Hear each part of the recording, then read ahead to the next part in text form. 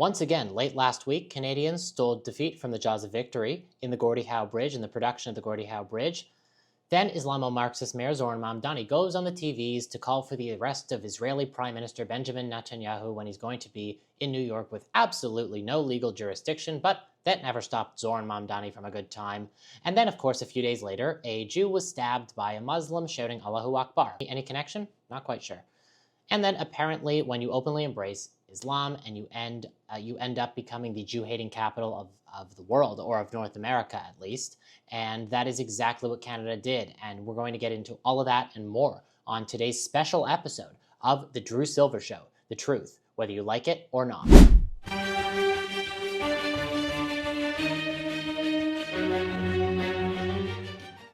Okay, let's get right into it here. Let's jump right into it. So firstly, when Canada ends up constantly demonizing America, you think that it's just Canada being stupid, but then of course, in response, because any self-respecting country will not allow themselves to be demonized, they're going to respond aggressively. They're going to respond with tariffs, and that is what Trump is doing. Whether you like the tariffs or not, I personally don't necessarily agree with the tariffs in principle. However, it being imposed on Canada is not necessarily the America's fault. In fact, the way that Canada has been responding, the fact that Canada has not really been reacting the way that, normal countries act when the superpower of the world imposes tariffs on you. Maybe you should just be willing to at least negotiate, but no. Canada, or at least the Canadian Liberal regime, is not willing to do that. And why are they not willing to do that? Well, let's see. When they don't, then they get more tariffs. And then when they get more tariffs, they can then go on the media, they can then go to the news, and they can then say whatever the hell they want. They can say they're really trying their best, but it's just those evil Americans. And over time, it's really stoked up such insane division in both Canadian and American, in the Canadian and American body politic, the Canadian-American relationship. I mean, Americans, honestly, I don't really think they care that much about Canada, but Canadians, for some reason, have this ridiculous complex wherein they have been embracing this idea that their identity is solely attached to the fact that they're not Americans. I'd like to think as a Canadian we're a little bit more than that, but at this point I'm not really sure. So let's get right into this. So we're going to cover the facts here. And we're going to first, before we get into the bridge, we're going to cover another story that just took place a few days ago. And I'm going to explain why in a second, because it really is indicative of exactly where the Canada-US relationship is. So let's get into it. So according to my friends over at Rebel News, quote, former Doug Ford strategist Nick Kouvalis posted a short X tirade. And when I say short X tirade, I mean he literally sounds like an insane person who should possibly be, like when I say insane person, I mean like straitjacket level stuff. Anyway, he starts going on and yelling about Alberta's oil being sold at discounted, family-friendly rates to the United States, and demands that prices be raised. And this was, just coming a few days after Doug Ford went, or no, this is coming a few days before Doug Ford went and in this conference of all the premiers and the prime minister, he went and then he said, actually, America should pay. America should pay for the way that they're talking about us. America should really reap what they sow. And honestly, at this point, I'm going to be honest. I really think that Doug Ford is enjoying the limelight. He's enjoying the strange new respect he's getting from both the American and the Canadian left-wing fake news media, because he has been so incredibly anti-American. He's honestly been the gigantic bloated head on top that is leading this anti-American charge. At first it was Carney, and it kind of still is Mark Carney, the Prime Minister of Canada, but Doug Ford has really tried to take this role. I'm really not sure why, if he's running for the Conservative leadership, but we'll get into that a little bit later. Anyway, so just to explain, he is prefacing, or one of his strategists is prefacing, which don't think for one second it's not in direct coordination with Doug Ford, because it most definitely is. He then goes and says that again, United States is demanding too much for Canadian oil and gas. What the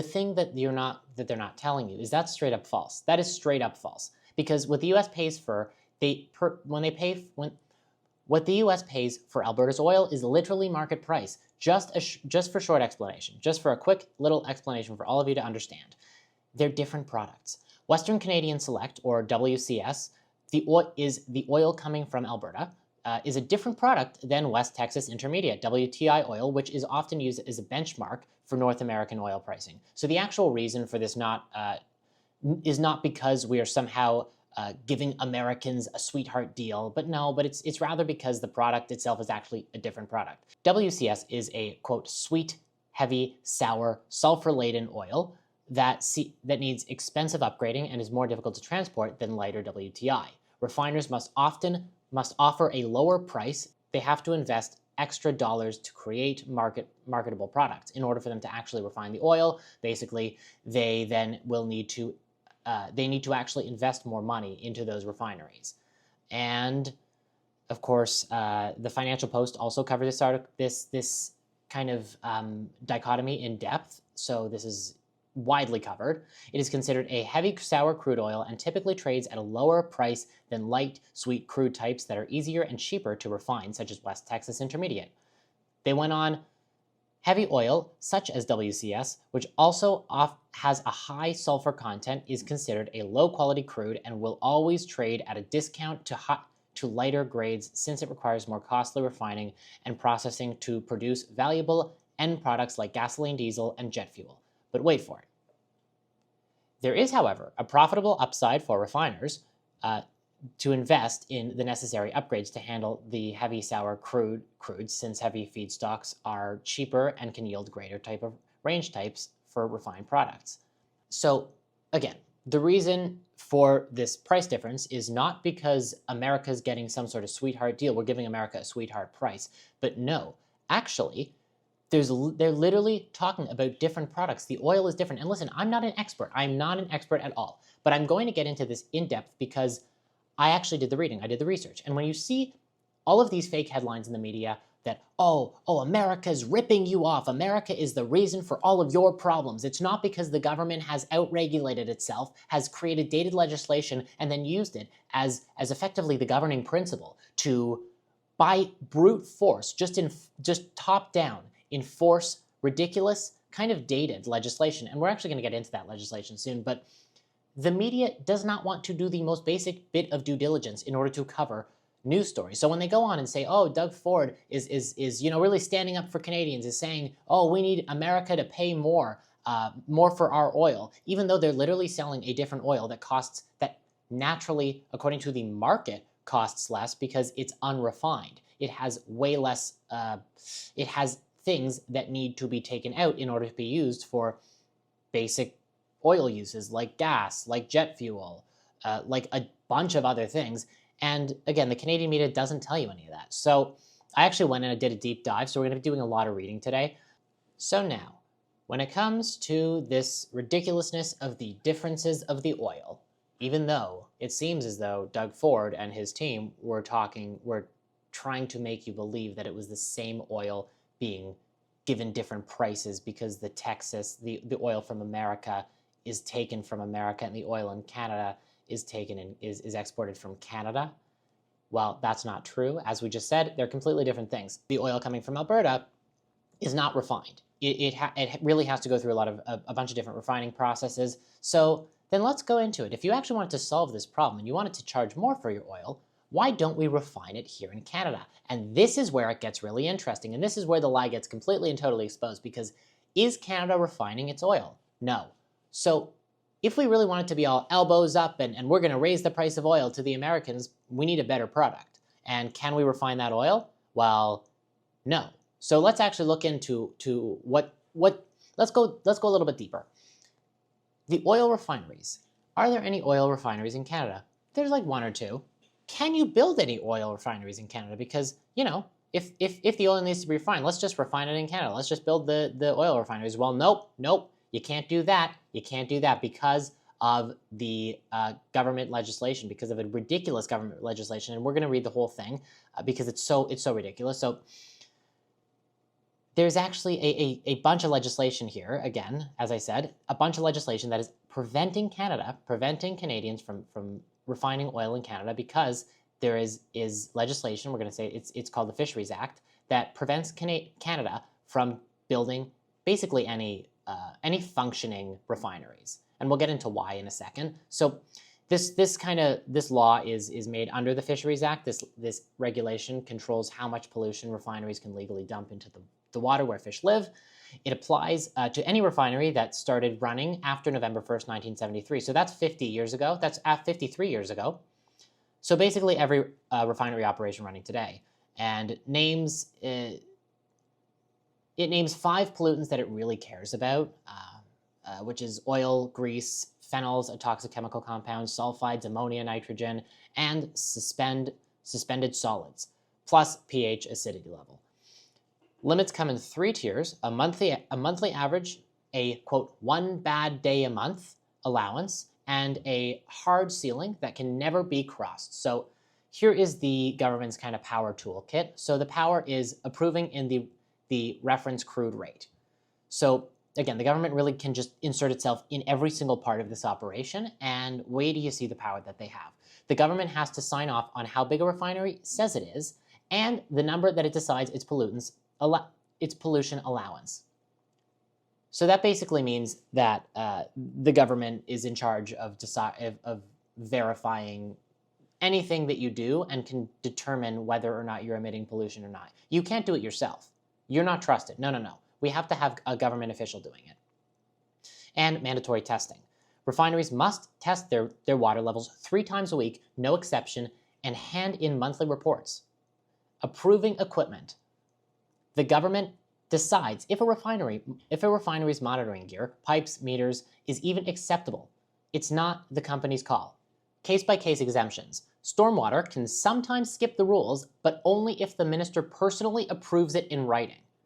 Enforcement and fines. Breaking the rules can trigger Fisheries Act prosecution, real fines, real consequences, which we're going to get into in a second because it's insane. So again, the minister, the Environment and Climate Change Minister, I think that's the new name of this institution or this bureaucracy.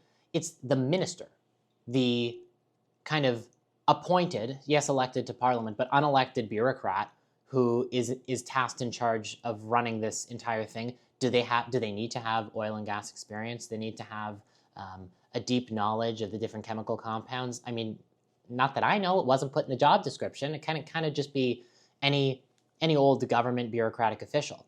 So it's basically up to the will of this kind of minister, which is not very progressive. In fact, it actively prevents any development of refineries here. So it's kind of I think it's kind of painting a picture for all of you as to why Canada is much better. The Canadian regime would much rather attack Americans and blame all their problems on the Americans rather than look in their own backyard, look in their own legislation, and see exactly how they're failing Canadians. So, as the Canadian government has effectively made refinery projects expensive, strict, and honestly basically impossible, there are even more barriers. So, the barriers on top of that is, as I said, I said all these different guidelines that they need to do. Constant testing costs. So they actually cost. So testing 3 times a week forever means permanent staff and lab costs baked into the business from day one. Almost no room for error. Only, quote, 1 bad day a month is allowed. Normal hiccups like maintenance or startups issues can push a refinery over the legal line within less than a day. Penalized for slowing down. If a refinery runs 85% of its declared capacity for 2 months straight, it has to redo its paperwork with the government, pushing normal business fluctuation. Weird. Legal risk. Fines aren't hypothetical here. Imperial Oil's Sarnia refinery was hit with a $900,000 plus a $225,000 surcharge in 2024 for a single spill. No, quote, old rules apply loophole. Unlike older facilities, any brand new refinery is bound by 100% of these rules immediately. There's no gentler ramp up period at all. It is just, you're jumping right into this. This is going to be your responsibility. You have to deal with it. You basically have to walk through a tiny hoop while twirling on your knees or something ridiculous like that. And also, that act, you have to complete that act, and the act itself has to impress a random government bureaucrat. Starting to get an idea of why they're yelling at the Americans, aren't you? So I kind of went into this a bit before, but we can go, I just want to repeat this. I'm going to repeat this ad nauseum for a little bit just so we can get an idea of why the government is lying to you. So what gets a refinery flagged? Just to see how ridiculous the rules here are. So going over the limit, breaking any of these 3 tiers, monthly average 1-day allowance or daily max, for any of the 5 pollutants counts as a violation even without visible harm. Missing paperwork, failing to submit the monthly report within 30 days, or ignoring government requests for more information is its own separate violation. You don't even need to have polluted anything. Bad equipment. If your monitoring gear isn't government approved, that doesn't mean bad equipment. That means if it's not approved by the minister, which looks a little arbitrary to me. I'm not here to point fingers. I'm not here to label anybody, but just from my perspective, it looks a little arbitrary. You can be flagged as non-compliant even if your actual pollution numbers are perfectly fine. As I said, the real penalties before, I just wanted to repeat this again. It just kind of gives you a bit of an idea. Now, everyone's like, okay, there's all these laws here. We're talking about this crazy legislation in Canada, so what about America? The Americans aren't so perfect. The grass isn't greener on the other side. I get a lot of that. So let's go down over to the US. Let's see what's going on at the EPA, the Environmental Protection Agency.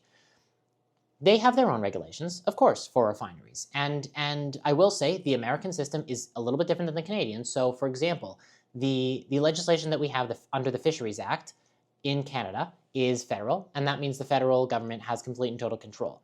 In America, the act that they have, it's called the Clean Water Act under the EPA.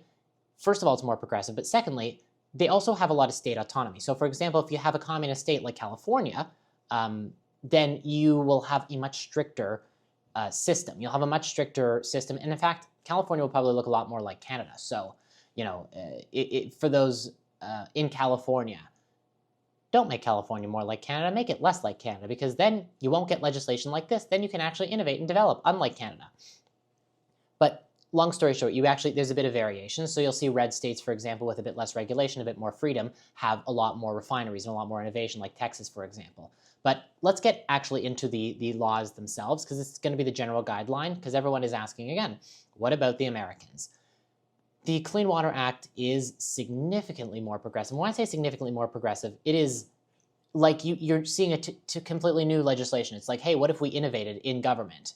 But that's not what Canada does, and we're going to show you what a real piece of legislation looks like. And I'm not necessarily agreeing with every piece of the legislation in every paragraph of the Clean Water Act. I'm just telling you that America has done it right, and Canada hasn't, and instead of wanting to fix our system, specifically the laws and regulations regarding refineries, Canada would much rather stoke hate and division and gain popular support by stoking that hate and division against the Americans rather than actually solve our legislative catastrophe. So getting right into it, the Clean Water Act covers more than 140 refineries and uses a much more flexible tiered classification system compared to Canada's just blanket rule that's done from the top down. So the enforcement mechanism is a little bit different here. We're going to go into who enforces it. The Environment and Climate Change Canada, they're the federal ministry, the bureaucracy that monitors all of this ridiculousness here in Canada. The EPA, the Environmental Protection Agency, is federal, but the permits are apparently issued through state level. As I said before, that's why you can see some states that look a lot more like Canada in their tyranny and their government overreach. And you can see a lot more states that have a lot more freedom and a lot more innovation and development, like Texas or Florida or something like that. So the one size fits all, well, that does not actually happen. That doesn't transfer to both America and Canada. So Canada is a one size fits all, of course. Every refinery built after November 1973 follows the exact same rules. And in America, it's very different. Refineries are split into 5 subcategories: topping, cracking, petrochemical, lube, integrated, with different limits based on the complexity. So it's not only divided into categories, but it's also then limited based on the specifics of the individual refinery. Incredibly progressive legislation coming from the EPA. So how limits are set. Fixed pollutant caps are barrel process tied to a declared, quote, reference crude rate. And in America, they use BAT, B-A-T, best available technology. and BPT, Best Practical Technology, standards revised through thoroughly every decade. So it has been revised at least 5 times at this point, if I'm correct, if we're using the math here. So how often is it updated? In Canada, essentially unchanged since 1973. That's been 53 years. And then in America, it's been amended repeatedly. It's been amended at least 4 times, as I predicted, 1975, 1977, 1982, and 1985 to keep up with the pace of new treatment tech. Each time, just pointing it out, each time it's been amended has been after this, the Canadian Act has been established. Room for facility differences, so variation in the different equipment and all of that for building in for those kind of corrections. And in Canada, obviously there's none. New refineries face full rules immediately. Then in America, of course, topping-only refineries face lighter rules than fully integrated ones.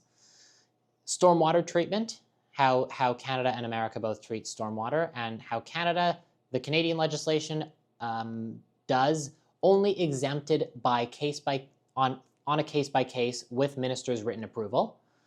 And then in America, it's explicit stormwater limits added in 1985 amendment, standardized industry-wide. The local flexibility. In Canada, there's none. It's one federal rule for the whole country. And then in America, partial indirect discharges get separate treatment rules depending on local sewer systems. So again, really, really putting in the effort to actually look into what they're legislating instead of just blindly legislating. Instead of blindly legislating, America kind of wants innovation. They want things to be progressive. They want things to move forward. They want to innovate. Canada's just a gigantic bureaucracy without any wiggle room whatsoever and a lack of willingness to adapt. I mean, call me crazy, but it looks a little bit more like a Soviet-level legislation than a post-Soviet level in an allegedly free and democratic society, a free and democratic country. That's not what I thought. But anyway, Canada's rules have effectively been frozen since 1973 with minor tweaks. Obviously, the U.S. system has been revised 5 separate times to reflect new refinery technology and complexity levels. This is the real contrast here, obviously. American regulators built in flexibility, different rules for simple versus complex refineries that Canada's system never adopted, meaning a small, simple Canadian refinery faces the same strict standard as a giant integrated one. That's arguably a sharper, quote, regulatory burden than anything Canada is simply overregulated.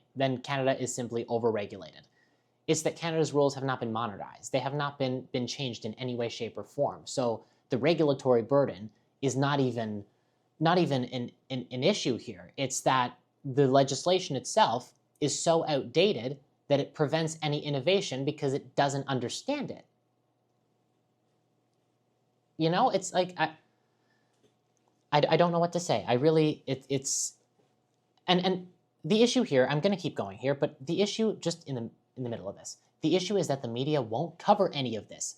Yes, I don't know much about oil. I'm not an oil expert here, obviously. I'm not, working in the mines, and God bless everyone who is.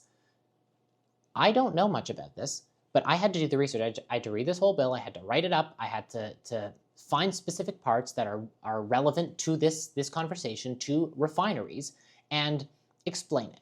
And the reason that I have to do this is not, again, because I'm some expert, because I know anything about speaking into a camera. It's because the media has failed at doing their job. The media has completely and totally failed at doing their job in Canada to properly cover any of these things. Instead, they're rather stoking division, they're stoking hatred, and they're stoking almost, not violence, but they're promoting a more violent, a more visceral anti-American sentiment because it does well for them, because they have successfully brainwashed a part of the Canadian population to believe that America is the true enemy. Because again, in Canada, we don't have diversity in ideas in the media.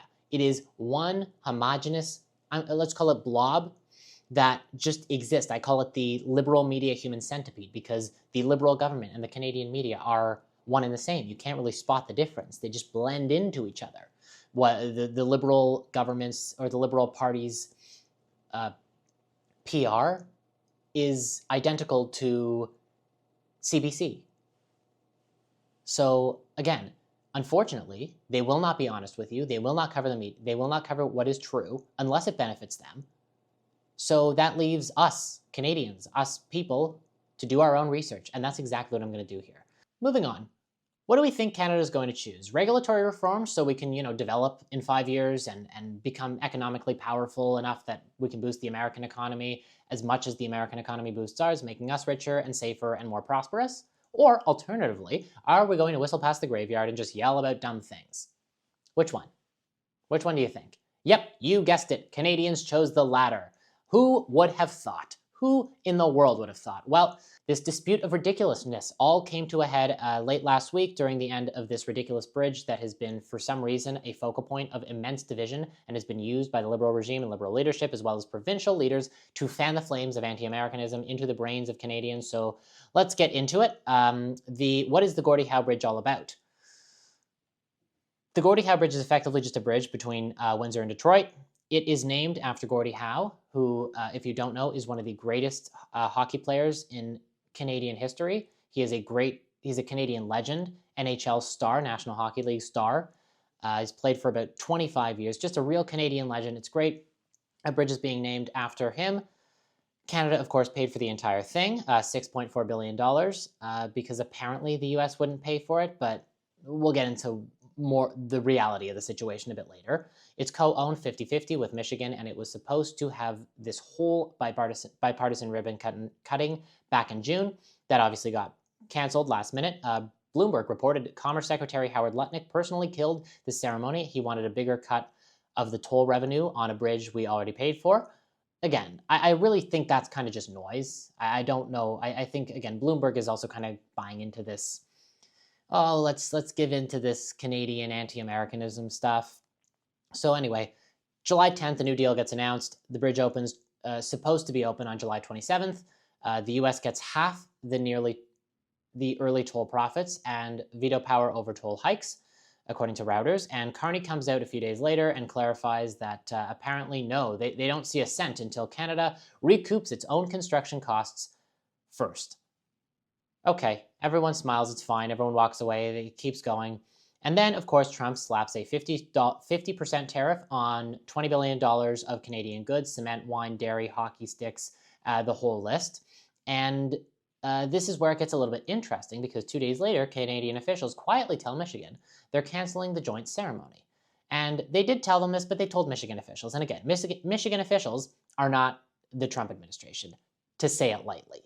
Of course, the radical Democrat Gretchen Whitmer is the governor of Michigan currently. So I'm assuming they're a little bit more in line with the America/Trump hating Canadians than they are with the Trump administration, as displayed through their rhetoric over the past, let's say, 5 years at least.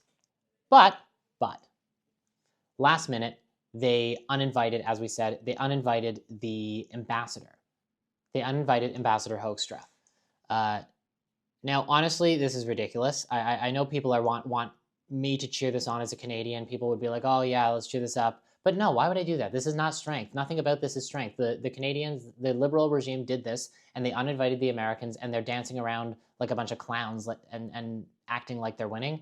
They're not winning here. It's a Liberal government, and frankly, some provincial leaders are using the bridge to stage prop this manufactured anti-American outrage, because it's a lot easier to uninvite an ambassador for a photo op than it is to actually negotiate a trade deal.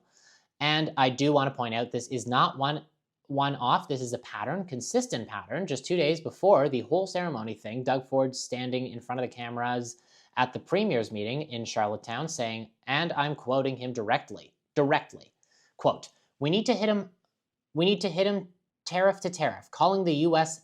the, quote, bully taking our lunch money.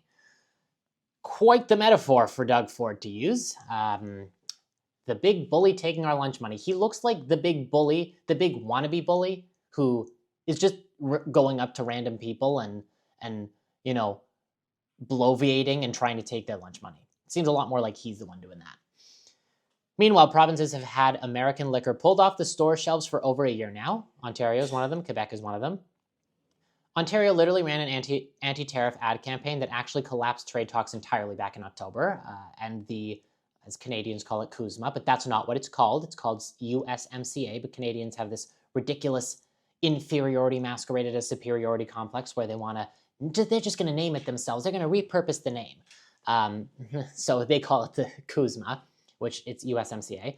The actual trade agreement that matters hasn't even started formal negotiations. Canada is the only one of the 3 countries that in this whole thing without negotiating on track.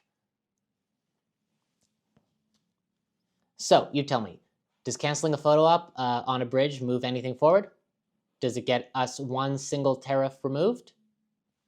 Nope, it doesn't. Actually, the answer is no, it doesn't. And if anyone wants to make you believe that it does, they're lying to you because it's all theater. It's all theater. It's the same government that CBC has been carrying water for the entire time, and now it gets to look tough in front of this beautiful bridge that they paid for all of. So Trump went on social media and he basically just took credit for the whole thing. He says he changed the terms, and Canada gets basically he's saying Canada got the symbolic win and America claims the actual one, which is the truth here. I mean, where's the win here for the Canadians, other than Doug Ford gets to go on the TVs and wag his gigantic finger and say a bunch of things and further sow division and hate against Americans? Why do we resent Americans in Canada?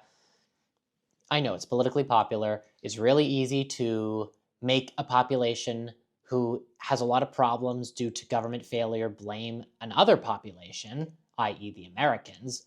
Also, a deep-seated hatred of America. It's always existed in Canada. It's really unfortunate. I really hate it. I love America. It's a great country. I got an American flag right here. It's an amazing country. I love it. I got this at the 4th of July at Hoekstra's residence. I love America. America is the place of freedom. It is a place of prosperity. Canada could be an adjacent to that. It could be a slightly more Europeanized adjacent to that, but instead it wants to be Europeanized in all the worst ways. And that leads us into our next segment, because we're now going to talk about Islamo-communist Mayor Zoran Mamdani, who went on the TVs last week to call for the arrest of Benjamin Netanyahu, who's the Israeli prime minister. And of course, Israel is America's greatest ally, but Islamo-communist Mayor Mamdani is an Islamo-communist. He has openly embraced radical Islam, he has openly embraced communism, and he has, of course, openly embraced some of the worst voices in American politics, including many people from the DSA and the Council on American Islamic Relations CARE. So he went on the TVs last weekend and he made a big statement that he, as the mayor of New York, is going to arrest Prime Minister Benjamin Netanyahu on his upcoming trip to New York. He doesn't have the authority to do that. He doesn't have the legislative authority at all. But, of course, why not do that? As he has spread lies about Israel, calling Israel some sort of genocidal state, which is weird, very weird, given that he has not really condemned Hamas after October 7th, which was the attempt of Hamas, a terrorist organization, widely acknowledged around all Western nations, attempt to genocide the Jews. That's what they said. And if you don't believe me, ask them, because they have said they didn't only want to do October 7th. They don't only not regret it, Hamas doesn't. They would do it time and time. They would do it 1,700 times over and over again. They would never stop until there was not one Jew left. And you know what? For that matter, they would not stop until there was no American left. There's no Canadian left. There is no European left. I mean, they've effectively almost already taken over Europe. It's why, effectively, apparently, we'll get into this more in another episode, but apparently there was Hamas was planning another October 7th, but in Europe. I mean, that's how much of a effectively Muslim caliphate Europe has become. But anyway, back to New York, because Mamdani is, he's not stupid. He's definitely not stupid. People like to think that he's stupid, but he's not. He wanted to do this. He is lying to you if he is telling you that he's just in it for the people of New York. No, he's an Islamist. He wants to usher in a new Islamic state, and he's doing it through socialism, through communism, through this gigantic, ridiculous idea that you're not responsible for your actions, and instead everything is AIPAC. He's, of course, one of the main proponents of that. And this all didn't lead to, but after he starts publicly calling for the arrest of the leader of America's greatest ally, Israel, and by proxy, one of Canada's greatest allies, a few days later, a New York Jew, was stabbed on the streets, and the suspect was, while stabbing this New York Jew, was screaming Allahu Akbar.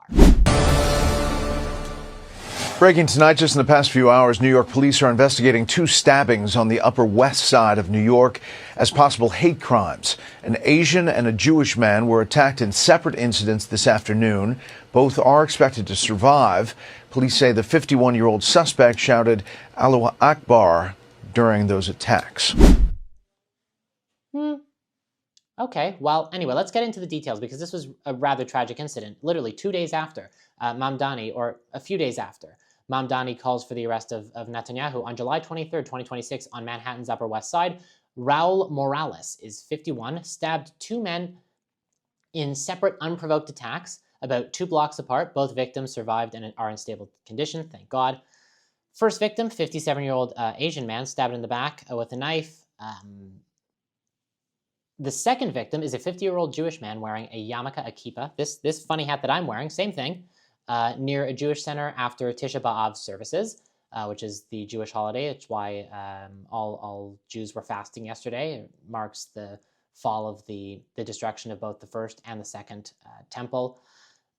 Anyway, he was stabbed in the torso, in the chest area, with a screwdriver. So yes, when you chant for jihad, when you spread blood libels, it will result in radical Muslims stabbing Jews on the street with screwdrivers. That's what you're going to get. That's Mamdani's New York. That's Mamdani's New York for you. Morales shouted Allahu Akbar during both attacks, per victims and witnesses. He was arrested nearby after barricading himself in a building. He faces attempted murder and assault charges within hate crime enhancements. Police noted possible mental health factors and no known prior links to the victim. More to come on this, at least. Reports do not officially confirm Morales' religion, but here's the thing. His name is Hispanic Latino, as the secondary sources claim, and then more additional secondary sources describe him as a, quote, Muslim convert. And there we have it. He was a Muslim convert. When you basically say that New York is not going to welcome Israelis, it's not going to welcome Israeli officials, and again, remember, Israel is America's #1 ally, contrary to what everyone wants you to believe.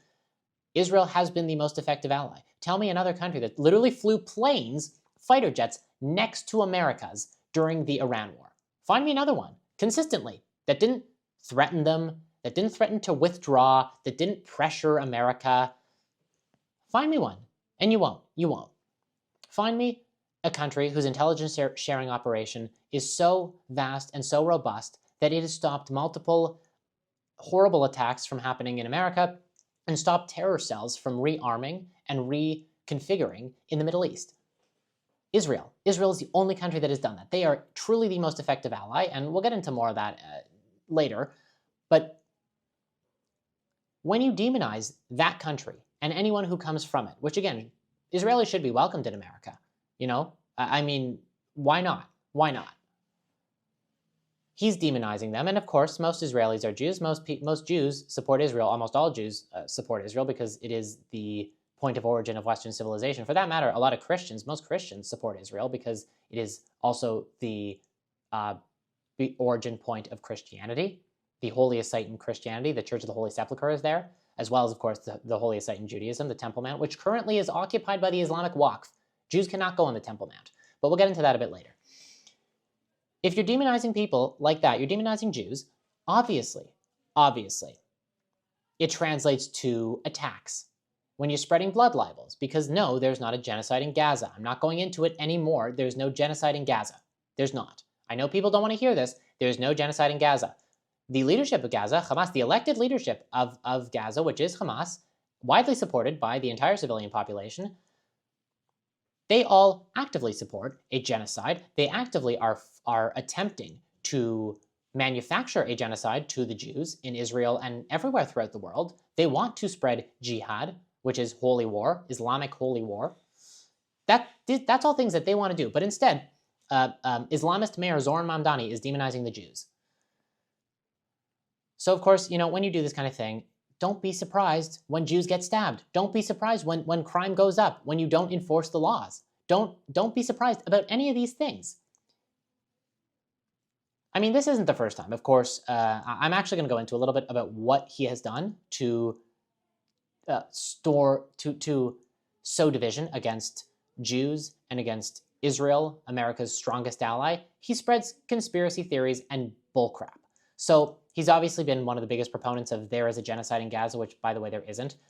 He supports boycott, divestment, sanctions. In fact, he's an architect of boycott, divestment, sanctions. He is one of the founders of the SJP, Students for Justice in Palestine, chapters in New York. He declined to go to the Israel Day Parade. The Israel Day Parade is one of the largest parades in New York. Happened every single year for the last, I think, 50 years. Correct me if I'm wrong, 50 years. Every single mayor of New York in that span of time has attended the Israel Day Parade, except for him. Except for him. He is, of course, pushing for the arrest of Benjamin Netanyahu. He's done a lot more. He's, of course, embraced the conspiracy theory that AIPAC and its backers are quote-unquote monsters, referring to quote-unquote dark money, which he means the Jews. In a speech, he drew criticism from even his own progressive Jewish allies, according to this article, but again, Jews for Mamdani are chickens for KFC. Don't tell me you're a Jew and you're supporting Mamdani, even though he's expressed overt Jew hatred.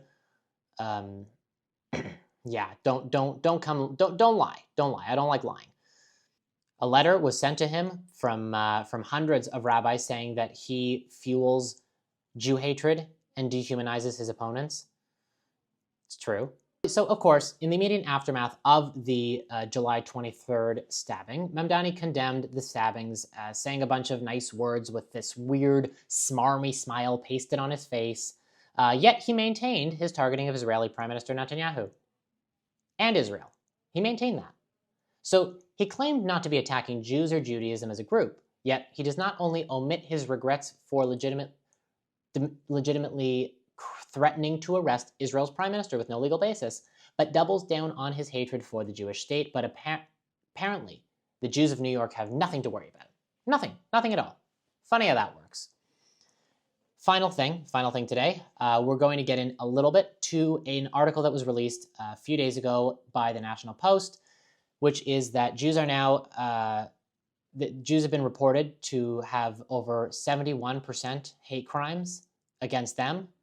So we're going to get into this article a little bit because there's some background here. So according to the National Post, quote, police reported 4,708 hate crimes in 2025, which is down 3% from 4,841 the year before. Statistics Canada said Wednesday the decline followed 6 straight years of increases that more than doubled the national count between 2018 and 2024. Measured against population, the rate fell 4% to 11 incidents per 100,000 people, still more than twice the 2018 rate, but allowing radical Muslims and radical communists to chant death to America, death to Israel, and death to Canada for over 3 years certainly did not ease the rise of violence against Jews in Canada. In fact, quote, measured against population size, Jewish Canadians were targeted more often than any other group. There was one anti-Jewish hate crime for every 366 Jews in Canada in 2024, compared to one for every 1,961 Black Canadians, and one for every almost 10,000 Muslims, according to the Canadian Jewish Barometer. And that kind of that should really explain it to you. Is when you escalate the rhetoric against Canadians, when you allow for people to run roughshod on your streets, Islamists to run roughshod on your streets, Islamists and communists, because we have both the Muslim radicals and the Antifa members, because yes, there's lots of Antifa cells on the streets of Montreal, of Toronto. I go to Concordia. I go to the most anti-Western university in North America. I know people forget. I am still a student at Concordia University, which is the most anti-Western university in North America, so much so that their radicalism has prevented me from going to class to such an extent that I've had to sue them because they are not upholding their end of the bargain by letting me go to class, by giving me an education. I'm not failing or anything. They're just not letting me go to class, so I'm suing them, but that's a different note. That's a note for later. But I'm not the only one. I'm not the only one, actually. There are multiple lawsuits happening. we're going to get into the lawsuits. I know that, for example, University of Alberta is being sued. University of Toronto is being sued. I'm not sure if McGill's being sued, but I encourage that it does, because it has been right next to Concordia in its promotion of radical violence, insane radical, not only Islamist violence, but also communist grievance politics bullcrap, which of course has stoked hate and division and actual violence. That's because that's what we're talking about here. But I'm not mentioning, quote, Muslims as a broad category, because I want to be very precise. I don't want this to get dismissed. Of course, I'm not here saying that all Muslims or only Muslims are responsible for the rise of Jew hatred in Canada. However, it's interesting that the most prominent attacks against Canadians, Jews, are from Muslims. And I'm here with receipts. I'm not here to make claims. I'm here with receipts, with specific preachers on tape saying specific things, with police and provincial officials on record responding. So, Montreal 2017, police issued an arrest warrant for an Imam, Sheikh Mohammed Musa Nas, after a sermon calling on Muslims to kill Jews, citing a hadith about slaughtering Jews on Judgment Day, calling Jews, quote, the worst of mankind, charged with powerful promotion of hatred. That makes a lot of sense if you look out the window every Monday, Wednesday, and Friday when you see a bunch of radical pro-Hamasniks running around or waving their Palestinian flag at McGill, which is not a country. It is I don't know what it is. It is a bunch of Arabs who have embraced grievance politics, but on a level that now promotes terrorism, because the idea is that the only reason for their existence effectively is to supplant the Jews, to get rid of all the Jews in Israel, and to just to occupy that land and create some sort of caliphate, effectively. Port Coquitlam, correct, apologies for the mispronunciation, in British Columbia in August 2024, RCMP's Hate Crimes Division investigated Imam Abnan Bait after sermon that glorified Hamas leaders, quote, demonize the Jewish people and incite violence, unquote. BC's public safety minister and local mayor publicly condemned it. That's great, but, you know, BC is still one of the worst of the worst when it comes to allowing for radical Islam to just run roughshod in its streets, in its neighborhoods.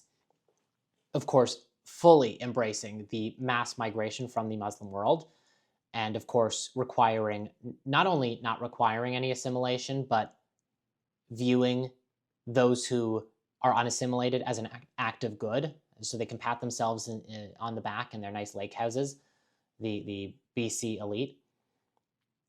Now, these are, of course, concrete, on-the-record examples. I can go on. I can actually go into what I've seen at Concordia alone. I can go to what my friends have seen at McGill, at U of T, at U Ottawa, at Carleton, at UBC, at any of these major universities, or on the streets of the cities that they're located. And you could see all of these events taking place on a weekly or monthly basis, because radicalism is, no one deals with radicalism, because no one has a proper definition for it.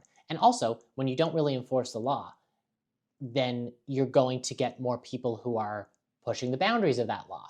And that's exactly what's happening here in Canada. You know, this happens.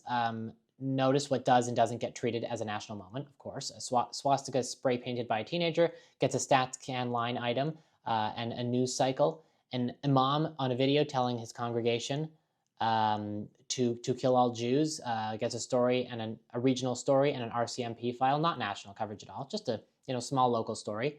Same underlying hatred with wildly different institutional alarm. So I ask why, or I would ask why, but you see, unfortunately, we know that our media and our government has engaged in cultural relativism. I'm sure you've seen the Prime Minister Mark Carney get up on stage and claim that Muslim values are Canadian values. And then he also got up on stage at a different place to lecture Jews on what is and what isn't proper scripture, what is and what isn't proper Jew hatred, how to hate Jews properly, how not to hate Jews properly, how to solve problems within the Jewish community properly. Very, very different kind of things. He never said Canadian values are Jewish values, which actually, if Canada was founded on Judeo-Christian values, then yeah, it was. But no, that's not what the Prime Minister wants you to think. The Prime Minister wants you to think that it was founded on Muslim values, which is a little weird here. But, this again is commonplace. For example, there were encampments in 2024, coast to coast. I saw them in person, both in Montreal and in Toronto. I went to both of them. So I actually saw it in person, in reality. So I've been outside to see it, and it was crazy. It was bat bleep insane. It was a bunch of terror-supporting insane people who were also students at the university with no consequence to them whatsoever, just occupying land of a university. I saw the McGill one, which was actually a lot of Concordia students. And of course, there's now a report that came out that Iran was directly involved with the McGill encampment.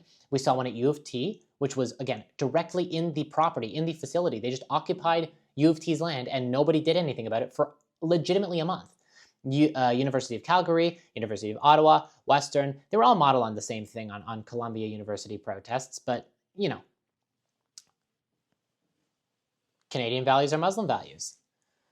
There were documented records of University of Toronto's lawsuit, from University of Toronto's lawsuit, U of T's lawsuit, which they've sworn in sworn affidavits that things that they witnessed on the walls, which is, quote, burn Tel Aviv down, quote, death to the Jews, Hamas for prime minister, quote, we need another Holocaust, quote, Jews belong in the sea, Palestine will be free. I haven't seen anything done about this. This isn't national story. This is not making the national media, is it? It's only making the national media if the government wants to promote some sort of radical, overreaching legislation that actually prevents freedom of speech rather than solve crime and actually arrest terrorists who promise to murder other people. Because yes, when you incite violence, when you incite violence, you are not going, that's not free speech. You're not allowed to say, I'm going to kill you tomorrow at this certain time. That's an actual threat, and you can be arrested for that, but nobody in Canada really cares about doing that, unless it meets their political narrative, of course. Honestly, it seems as though the ridiculousness here, the ridiculous double standard of what gets covered and what doesn't get covered, the media so deeply focused on American political, the American body politic and American political scandals, trying to make a scandal out of this bridge, trying to make a scandal out of these tariff situations, which, again, Canada stopped negotiating, at least according to the last time I heard from Ambassador Hoekstra, American Ambassador Hoekstra, in October of 2025. That's crazy. And the reason that they stopped, by the way, is because they torpedoed their own negotiation. Doug Ford put out a crazy anti-American commercial, and obviously, Americans are self-respecting. They're not going to allow themselves to be effectively defamed by a random Canadian premier. They're not going to do that. So, of course, negotiations have been halted, and there's been no real effort to bring them back online, which I would be surprised, because they claim to care so much about making sure that Canadians are economically stable and making sure that, we have the economic power to stand up to the Americans, yet they don't even want to negotiate in a single economic trade dispute. It's ridiculous. It's completely ridiculous. Meanwhile, we have a spike in Muslim terrorists, in people who are shouting death to Jews, death to Canada, death to America, death to Israel, all the time on college campuses, on the streets, effectively everywhere. And there's really not much of that being covered unless, again, the Canadian regime, the Canadian Liberal regime, wants to promote a new legislation. That'll do it for the show today. I hope everyone enjoyed the second episode of the Drew Sylver Show. Again, if you have any questions, if you want me to cover anything, please comment, please like it, please subscribe, because there's going to be a lot more of this, a lot more truth, a lot more speaking out against the lies, calling out media lies. Again, if there's something you want covered, please let me know. That'll do it for the Drew Sylver Show. Have a great week.